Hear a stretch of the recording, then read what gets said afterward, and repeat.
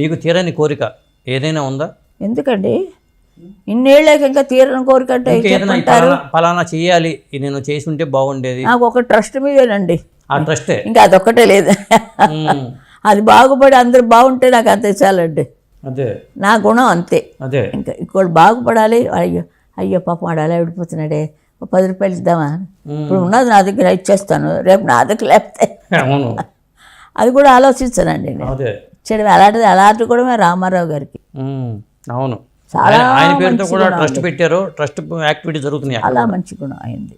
అవును, అంత మంచివాళ్ళు పనికిరారు కదండి అదే ప్రజలకి.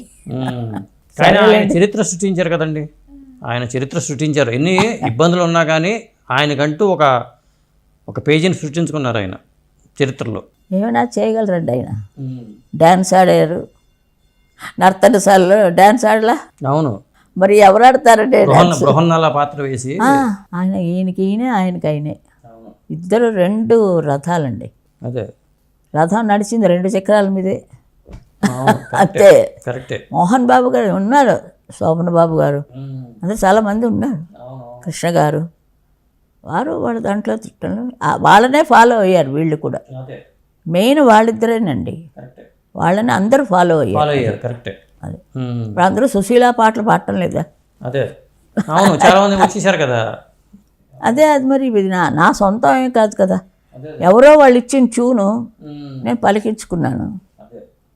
హీరోయిన్స్ వాళ్ళు నాకు పేరు తెచ్చారు, వాళ్ళందరికీ ధన్యవాదాలు.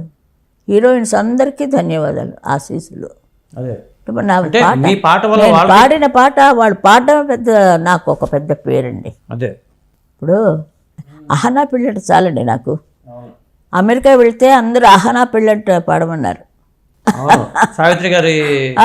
అవును, ఏమిటా పాడదు అన్యాయం. అదా రంగారావు గారు కూడా లిప్పు పెట్టి ఇచ్చారు. అవును, చాలా మంచి పాట, భలే తీశారు అది. అక్కడే స్టార్ట్ అయింది నా స్టార్ట్ అక్కడే అయింది. వాహిని, విజయవాహిని, అన్నపూర్ణ పిక్చర్స్ రికార్డింగ్స్ అంతా అక్కడే అయింది. జమున గారు ఆయన ఓ మహాత. ఒకసారి పాట మర్చిపోయి వెళ్ళిపోయినా. సాయంత్రం వచ్చి మా నాయనగారికి చెప్తున్నారు, పాట కూడా తీసుకురాలేదు నీ కూతురు అన్నాడు. పాట మర్చిపోయి వచ్చింది చాడీ చెప్పారు.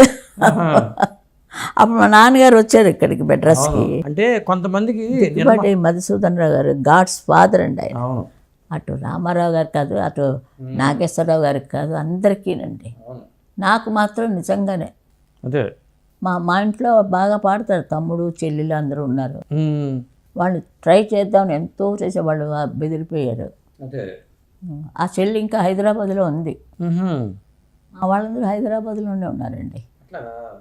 అక్కడ అలవాటు అయిపోయింది, చదువులకి అలాంటి వెళ్ళి అక్కడే వాడికి అలవాటు అయిపోయి. ఆ కొడుకు కోడలు అందరూ అక్కడే ఉన్నారు పిల్లలు.